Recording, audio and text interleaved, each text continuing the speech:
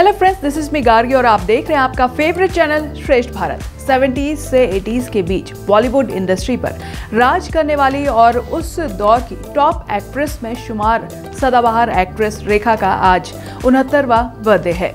रेखा ने फिल्म अनजाना से सिर्फ 15 साल की उम्र में अपने करियर की शुरुआत की थी। इसके बाद उन्होंने कभी पीछे मुड़कर नहीं देखा।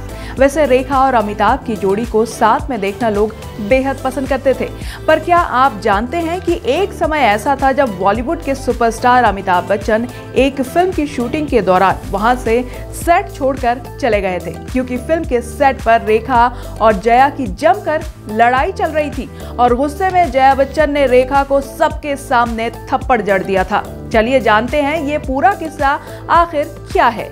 देखा जाए तो रेखा और अमिताभ की जितनी सुपरहिट फिल्में रही हैं, उससे कई ज्यादा इनकी पर्सनल लाइफ की कहानियां मशहूर है। ऐसे में उनसे जुड़ी एक कहानी ऐसी भी है कि राम बलराम नाम की एक फिल्म बन रही थी। हालांकि जया बच्चन नहीं चाहती थी कि रेखा फिल्म में अमिताभ की हीरोइन बने।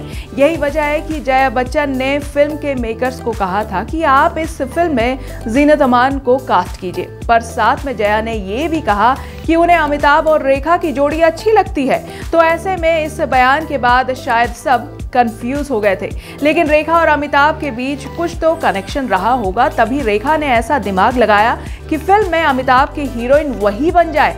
वो डायरेक्टर और प्रोड्यूसर दोनों के पास गई और उनसे बोली कि वो फ्री में काम करने के लिए भी तैयार है। इसके बाद जब फिल्म के डायरेक्टर प्रोड्यूसर को अपने फायदे की बात नजर आई तो उन्होंने अपनी फिल्म में अमिताभ के साथ रेखा को ही कास्ट किया, जिसके बारे में जया को पता नहीं था। तो वहीं अब राम बलराम फिल्म में रेखा और अमिताभ की जोड़ी बन गई। फिल्म की शूटिंग तो शुरू हुई, लेकिन जया बच्चन इस बात से काफी नाखुश थी। कभी कभी तो जया बच्चन अचानक सेट पर पहुंच जाती थी।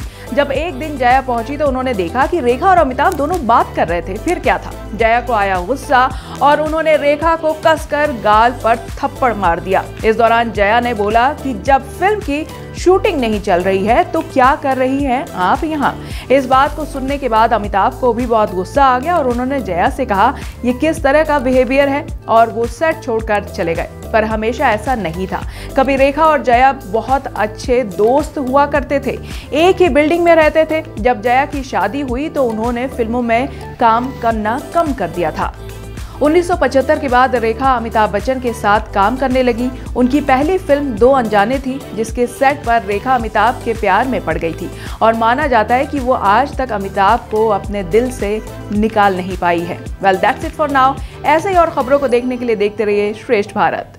श्रेष्ठ भारत पर खबरों से जुड़े रहने के लिए चैनल को सब्सक्राइब करें, बेल आइकन दबाएं और देखते रहें श्रेष्ठ भारत।